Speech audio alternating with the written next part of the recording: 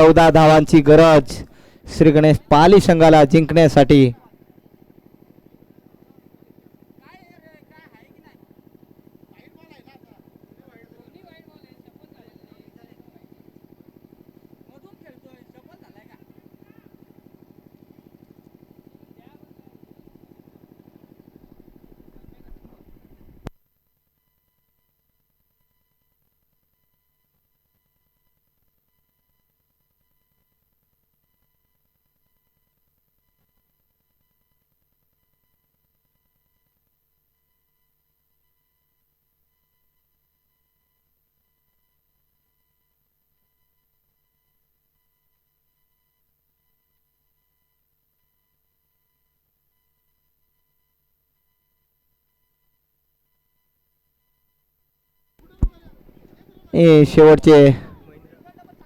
शेवटचा षटक घेऊन येतोय तो महेंद्र.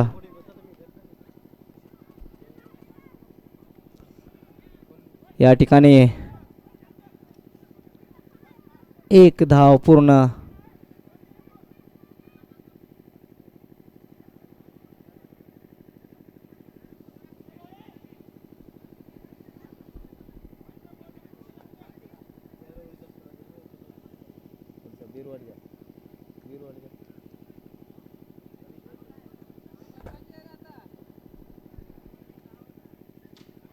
आणि या ठिकाणी बघू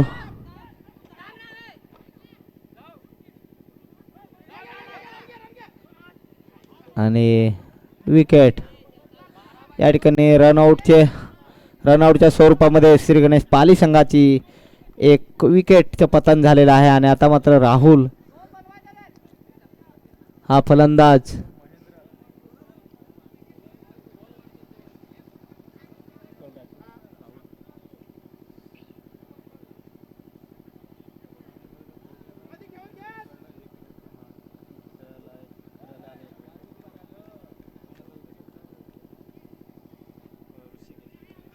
हा मात्र हे पुन्हा एकदा उत्तुंग असा षटकार या श्री गणेश पाली संघाकडनं पाहायला मिळाला. आणि आता मात्र सामन्याची जी रंगत आहे ती काहीशी कलाटणी देताना निलेश यांच्या बॅट मधून निघालेला हा एक मोठा फटका पाहायला मिळाला.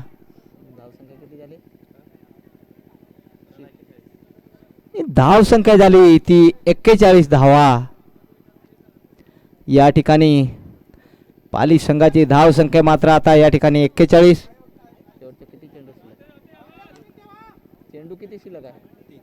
शेवटचे 3 चेंडू शिल्लक. वाईड. आता मात्र या ठिकाणी वाईड.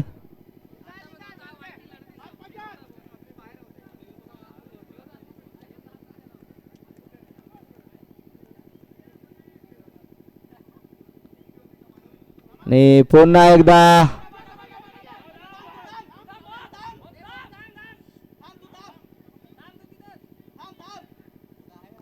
आणि या ठिकाणी रनआउट पुन्हा एकदा.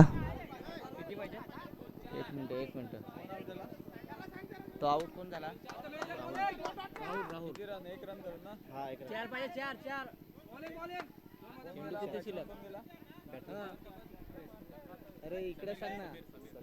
बॉल किती राहिले? 1 मिनिट. एक बॉल. दोन बॉल 4.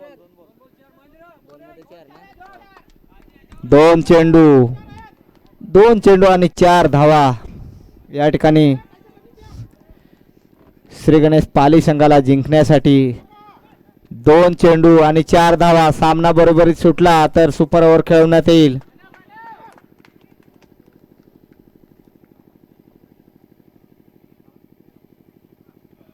आणि बघू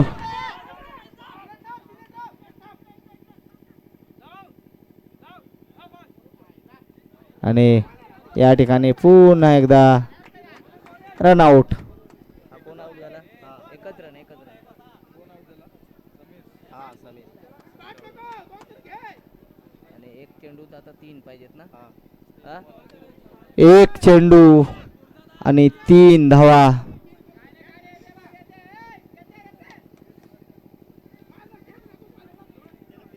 चेंडू 3 धावा ना.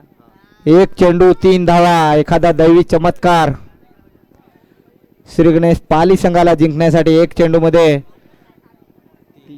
3 धावा आणि सामना बरोबरीत सोडवायचा असेल तर 2 ना. 2 धावा.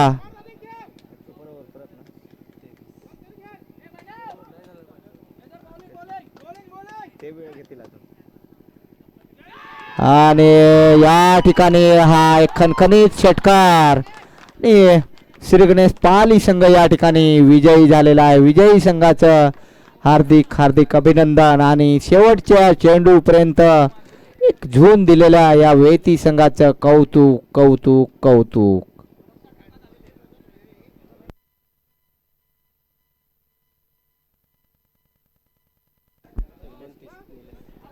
पाली संघाच्या निलेश नावाच्या या खेळाडूने वैयक्तिक 29 धावा जमवलेल्या आहेत.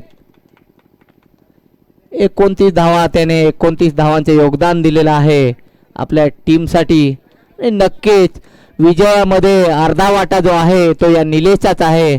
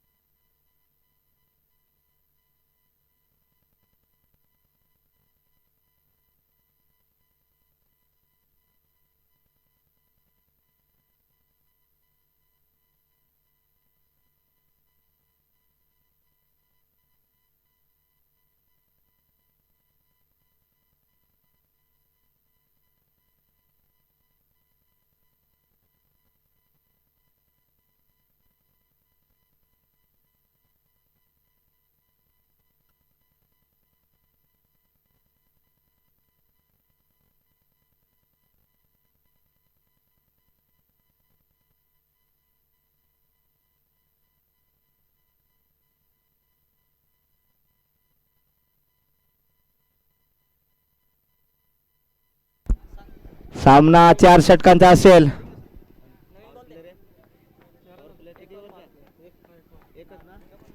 पॉवर प्ले हा एकच षटकाचा असेल.